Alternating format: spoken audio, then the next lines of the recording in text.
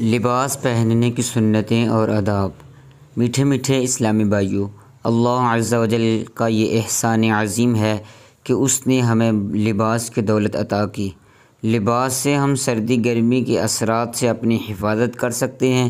یہ لباس ہماری زینت کا سبب بھی ہے اور سبب وقار بھی ہے، اور ہر قوم کا جدا جدا لباس ہوتا ہے، مگر مسلمان کا لباس سب سے ممتاز ہے۔ لباس کی چند سنتیں اور آداب ملاحظہ ہوں۔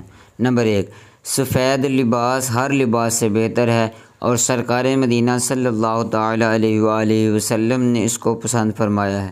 حضرت سیدنا سمرہ رضی اللہ تعالیٰ عنہ سے مروی ہے کہ حضور پاک صاحب لولاک سیاح افلاک صلی اللہ تعالیٰ علیہ وآلہ وسلم نے فرمایا، لباس سفید پہنو کیونکہ یہ زیادہ صاف اور پاکیزہ ہے، اور اپنے مردوں کو بھی اسی میں کفناؤ۔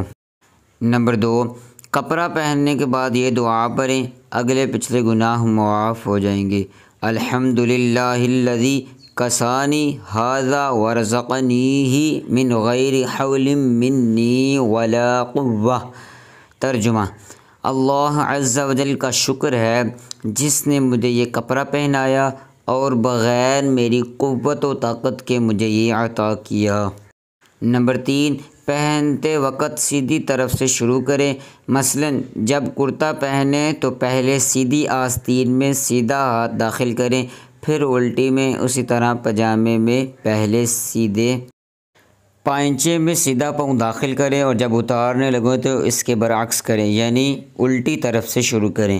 حضرت سیدنا ابو ہریرہ رضی اللہ تعالیٰ عنہ سے مروی ہے کہ سرکار مدینہ فیض گنجینہ راحت قلب و سینہ صلی اللہ تعالیٰ علیہ وآلہ وسلم جب کرتا پہنتے تو داہنی طرف سے شروع فرماتے۔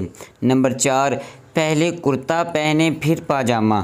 نمبر 5، عمامہ باندھنے کی عادت ڈالیے کہ حضرت سیدنا عبادہ رضی اللہ تعالیٰ عنہ سے مروی ہے کہ اللہ عز و جل کے پیارے محبوب دانائے غیوب صلی اللہ تعالیٰ علیہ وآلہ وسلم نے فرمایا، عمامہ ضرور باندھا کرو کہ یہ فرشتوں کا نشان ہے، اور اس کے شملے کو پیٹھ کے پیچھے لٹکا لو۔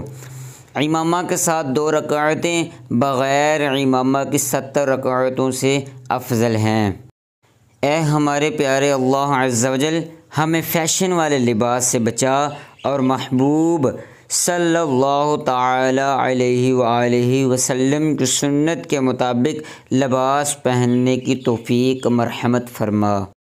آمین بجاہ النبی الامین صلی اللہ تعالیٰ علیہ وآلہ وسلم۔